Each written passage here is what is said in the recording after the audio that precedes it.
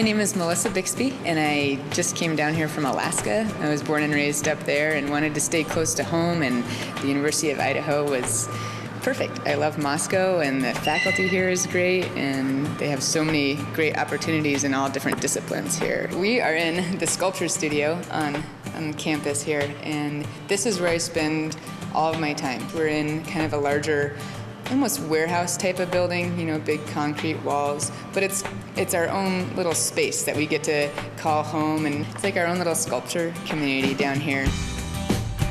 The thing that really hooked me about sculpture was learning all those different processes. Welding was really interesting to me because I think it kind of came from, there's not too many women welders and you don't hear about that a whole lot. It's becoming a little more popular, but having the opportunity to learn those things you know, really kind of makes you stand out. You know, so those processes in casting was a really big deal to me. You know, you always hear about the big foundries that do these bronze castings, and being able to personally do that exact process was pretty rewarding. I was first introduced to the Legacy of Leading Award through the department chair and the sculpture professor. They had been approached by a couple people from University Advancement, and they were looking for, you know, someone to create this award that really exemplified leading and, you know, the university and how it's moving towards the future, but it's, you know, seeped in history also.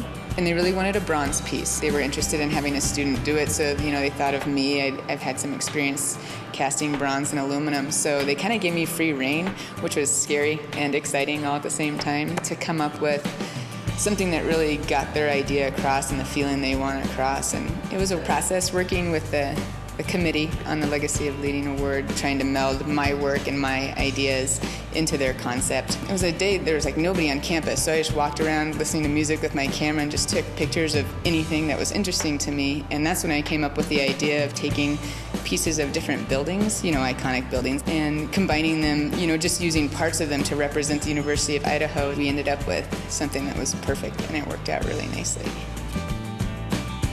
It was just one of those things that amazes me about the University of Idaho, is that they do involve the students and give us the opportunities that, you know, they have, instead of going out and searching for, established artists. They give people like me that this will be a huge deal for me forever, and they gave me that opportunity, and people wouldn't be the same without art. And I think being able to inspire that in people and get people interested in sculpture or any kind of art really is a pretty powerful thing.